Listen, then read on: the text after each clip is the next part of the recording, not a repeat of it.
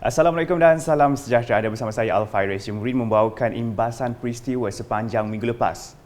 Memulakan imbasan minggu ini dengan Tuan Yang Terutama TYT yang di-Pertua Negeri. Tun Pehin Sri Abdul Taib Mahmud telah mengurniakan darjah-darjah kebesaran dan pingat Negeri Sarawak kepada 136 penerima di Dewan Besar Astana Negeri di Kuching pada 11 Ogos lepas. Istiadat dimulakan dengan pengurniaan darjah Yang Amat Mulia Bintang Kenyalang Sarawak, Pegawai Bintang Kenyalang PBK kepada 6 penerima. Kemudiannya pengurniaan pingat pentadbiran awam pingat perkhidmatan bakti PPB kepada 18 penerima.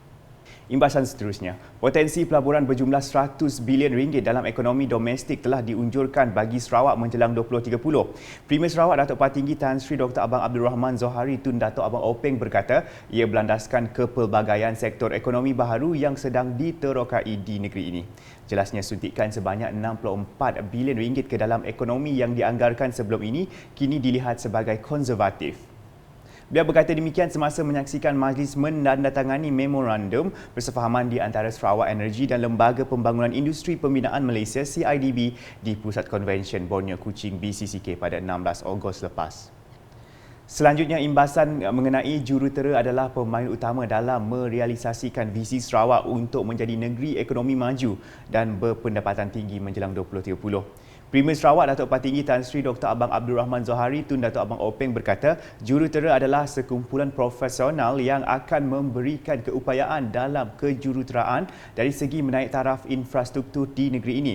Beliau berkata demikian ketika menyempurnakan Majlis Makan Malam Tahunan Institusi Jurutera Malaysia IEM Sarawak 2022 di Kuching pada 12 Ogos lalu.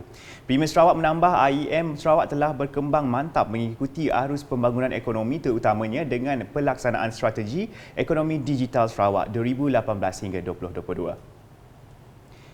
Imbasan berikutnya, satu pakej baharu bagi bantuan khas Sarawakku Sayang BKSS akan diumumkan oleh Premier Sarawak Datuk Partinggi Tan Sri Dr. Abang Abdul Rahman Zohari Tun Datuk Abang Openg dalam masa terdekat. Timbalan Premier Sarawak Datuk Sri Profesor Dr. Sim Kui Hian memberitahu bantuan tersebut adalah untuk meringankan beban yang dipikul oleh masyarakat tempatan berikutan peningkatan kos sara hidup.